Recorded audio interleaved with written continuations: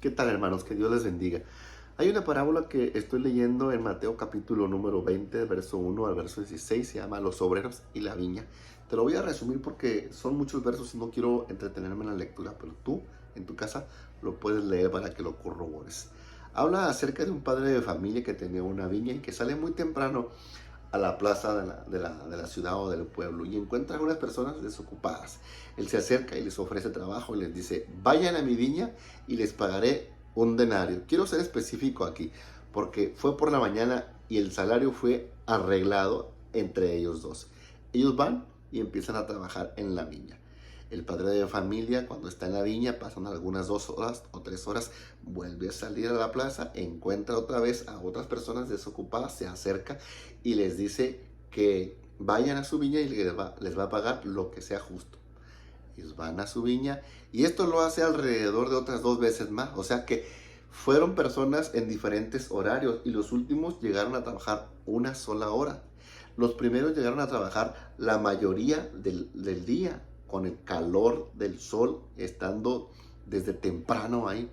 Cuando llega la noche, el padre de familia, quien les contrata, le dice a su mayordomo: llama a los obreros que yo contraté en este día y págales a cada uno su jornada. Cuando vienen los últimos, o sea, los que trabajaron tan solo una hora, se acercan y el mayordomo le da un denario. Vienen los otros y le da un denario.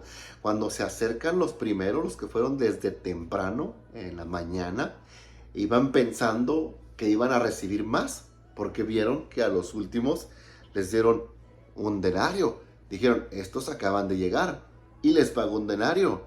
A nosotros, que tenemos todo el día, nos va a dar más. Olvidando ellos que ellos mismos habían acordado con el padre de familia en un denario. Cuando llegan ellos al mayordomo, el mayordomo toma el denario, se los entrega y ellos se van molestos, van caminando y van murmurando contra el padre de familia porque les pagó muy poco. Cuando el padre de familia escucha esto, le dice a uno de ellos: ¿qué tienes conmigo, amigo? No te hago ningún agravio, no te he ofendido. Yo te dije que si tú venías te iba a pagar un denario. ¿Se te pagó el denario o no se te pagó el denario? Claro que se le pagó el denario.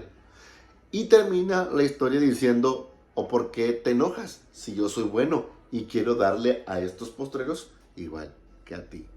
Lo que nos enseña la parábola de estos obreros que fueron a la viña del padre de familia es que Dios es nuestro Padre y Dios nos va a dar a cada uno de nosotros las recompensas según nosotros hayamos trabajado en su obra. Pero hay algo que a mí me llama mucho la atención.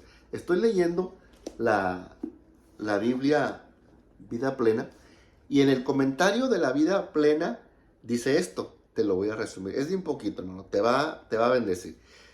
Dice: la parábola de los obreros de la viña enseña que la entrada en el reino de Dios es cuestión de privilegio, no de mérito. Ese es el primer punto que yo aprendí leyendo esto. O sea que la entrada al reino de Dios no es por algún mérito mío, es un privilegio que Dios me dio. Ellos estaban enojados porque los obreros que estaban en la viña representaban cada uno de los siervos de Dios que hay en este mundo: los pastores, los evangelistas, todos los que le sirven a Dios.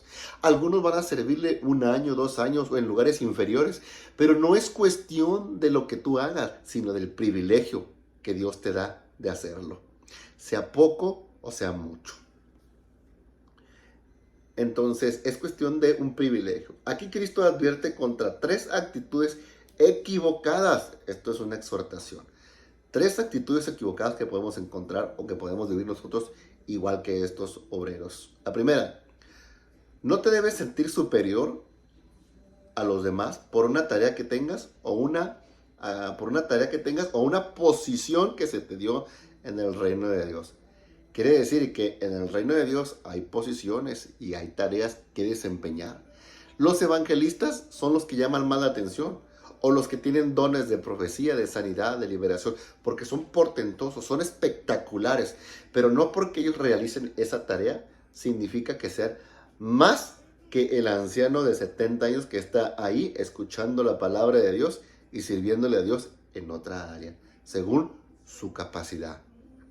Ahora, nosotros no debemos de presumir ser pastores, porque muchos dicen, siervo de Dios. O sea, la forma en que lo dicen la palabra es correcta, la forma es incorrecta. Trae un espíritu de soberbia, de presunción, y parece que hasta caminan de lado a lado, así como que, wow, estamos equivocados.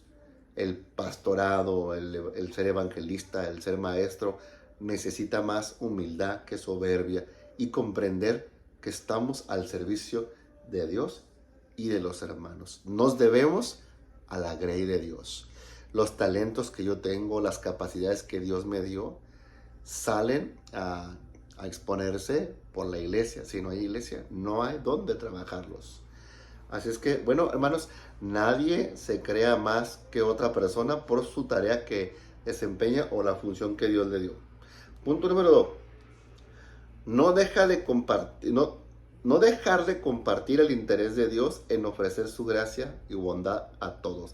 Esto significa que si usted tiene la gracia y la bondad de Dios y alguien le enseñó y lo llevó a los pies de Cristo y usted recibió perdón, misericordia y Dios lo ha bendecido, cuando el pastor de esa iglesia, vamos a poner este ejemplo, trabaje y dedique más tiempo con otra persona, usted no debe de molestarse porque el pastor está visitando más a aquella persona y está invirtiendo más tiempo y más plática y discipulado. No, porque la bondad de Dios es para todos y Dios va a utilizar en diferentes días y en diferentes temporadas a sus siervos. Hay hermanos que se enojan y se molestan con los pastores porque no se les visita y tienen todos el derecho a recibir de parte de los pastores la visita, pero hay momentos perdón, que ese tiempo se invertirá en nuevas personas.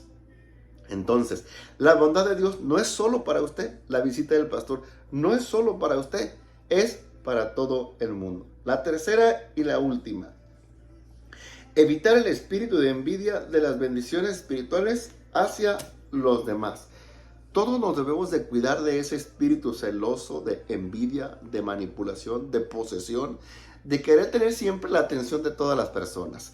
Aquí estos estaban enojados y estaban molestos porque vieron que los que llegaron al último recibieron la misma paga, la misma bendición, el mismo favor de Dios y se enojan, se llenan de celos. Y esta parábola, nos enseña a cuidar nuestro corazón para no molestarnos con las bendiciones que Dios le dé a otros igual que nosotros. A lo mejor ellos no hicieron nada y no la merecen según tu apreciación, pero Dios en su carácter es bueno, es bondadoso y Él quiere bendecir a todos por igual, sin merecerlo o merecerlo, con mucho trabajo durante todo el día o apenas habiendo trabajado una hora. Así es que, hermano, cuídese de todos los celos, de las envidias y de no desearle el bien a tus hermanos. Vamos a compartir la gracia y la misericordia que Dios nos dio y vamos a cuidarnos y vamos a entender que nosotros, los primeros, podremos ser postreros y los postreros primeros. Dios les bendiga.